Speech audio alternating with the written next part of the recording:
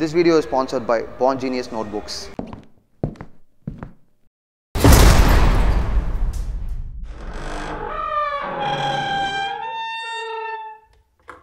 வேலைக்காரன்ற ஃபாண்ட்லயே மைக்கு, கதிர் அருவாள், mouse, cycle rim இப்படி எல்லாமே இருக்குது. ஒருவேளை உழைக்கும் வர்க்கத்தை மொத்தமாக ரெப்ரசன்ட் பண்ணுறாங்க அப்படின்னு நினைக்கிறேன்.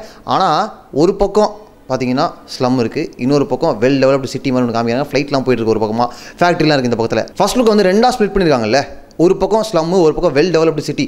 ஸ்லம்லேருந்து ஒரு பையன் நல்லா படித்து முன்னேறி சமத்து பையனாக ஒரு வேலைக்கு வந்து செட்டில் வராரு. வேலைக்கு வந்து செட்டில் ஆகிற நேரத்தில் எங்கே ஃபேக்ட்ரி இருக்கும், சிட்டி பக்கத்தில் தான் இருக்கும், அங்கே வேலைக்கு வராரு. பார்த்தீங்களா, இந்த பக்கம் அதாவது ஸ்லம் இருக்க பக்கத்தில் சமத்து பையனாக முன்னேறி கையில் ப்ரொஃபஷனலாக லேப்டாப் பேக்லாம் வச்சுருக்கவர்.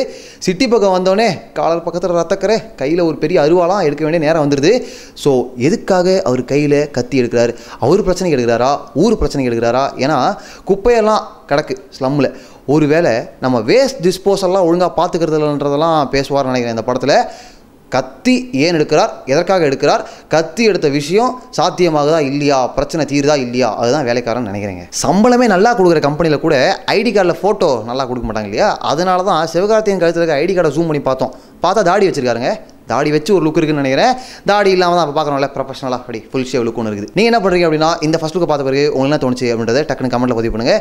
நான் போய் என் ஐடி கார்டில் ஃபோட்டோ பார்த்து வருத்தப்படுறேன். Bye bye. This video is sponsored by Bond Genius Notebooks.